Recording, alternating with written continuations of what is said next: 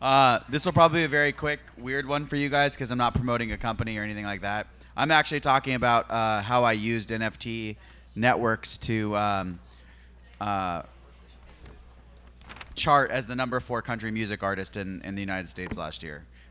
So one of the crazy things that I did was I've actually built a ton of blockchain technology. We're the leading industry as the CEO of BeatDAP. I'm the leading industry fraud detection service on most of the streaming services and for most of the major rights holders. So we have most of the global market share for identifying streaming fraud, anomalies, et cetera. And one of the things that came up was we've built so many enterprise tools, I felt like we lost touch of what it was like to be an artist. So one of the things that I wanted to do was figure out what are all the things an artist does to launch a music, a project, an album, a track, whatever, and then how difficult is that? So that was how this started. I did this crazy thing, and I called Universal, and I said, will you please sign me? I'm going to do this track, and they laughed at me and thought I was kidding. And then I said, no, I'm actually doing this for real. And I decided to create this collective called Urban Outlaws. We went and got a bunch of actually good musicians to help us because I am not very talented. And I thought if we could somehow leverage our communities, and the way that I was really annoyed by sort of how NFTs were being used in music is everyone's basically selling NFTs as some sort of royalty or rights ownership or something like that. And when you talk to these artists, like last week I talked to one actually, and he was like, "Oh, I just sold 20,000 units of this NFT." I was like, "Great, it was pretty low price. Like, what do they get?" And he looked me straight in the face and said, "Well, my fans think they're getting part of my royalties." No one's tracking this. The reality is, I've yet to see a project actually return the royalties back. And if you look at any of the actual artists, very few of them make over $1 million a year on the actual art.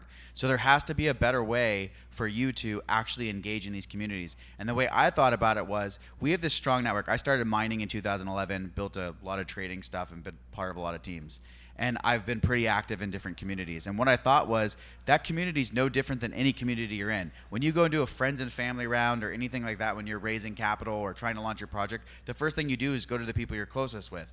I think artists should be engaging in NFT communities as an actual collaborator, as a person who's interested in the art, as a artist that's using their platform to support this. And in doing so, I believe those people will help you back.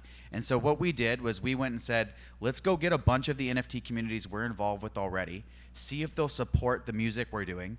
All of the money will go to charity. We're not keeping any of it. We didn't use our personal names when putting this together.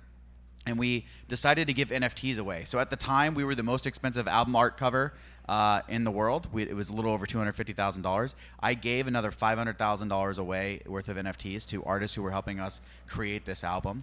And then we went about trying to use those communities and say, hey, help us support. The other interesting that no one talks about is it actually doesn't take that many units sold to chart. You can actually chart with like less than 5,000 units sold.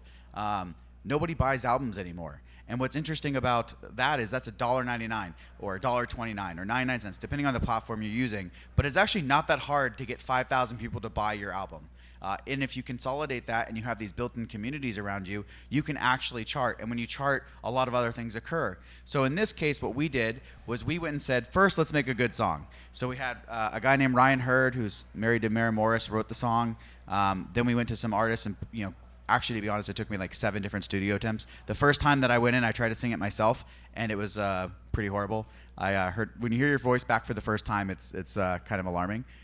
Anyway, so that didn't work. We went through, we did it 6 different times.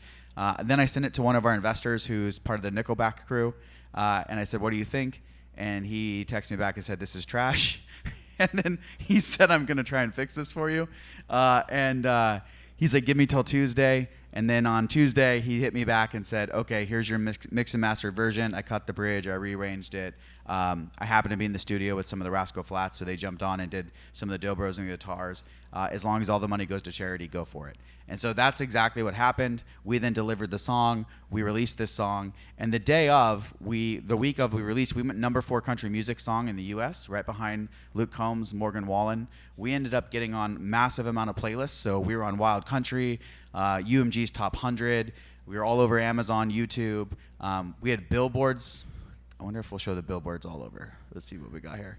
We have billboards a lot of places that UMG helped us get up. And it was actually super crazy because it was no one understood what happened. Like, to be in a country genre with an NFT cover, like, nobody knew what was going on, and there was no name attached to this. It was purely community driven from these NFT groups. Also, we tapped into like Balthazar, one of the gaming communities we work with a lot, just in general. And so a lot of NFT gaming players were buying our album constantly, and we ended up delivering over $40,000 as to charity. So we in that couple weeks, we just kind of went crazy.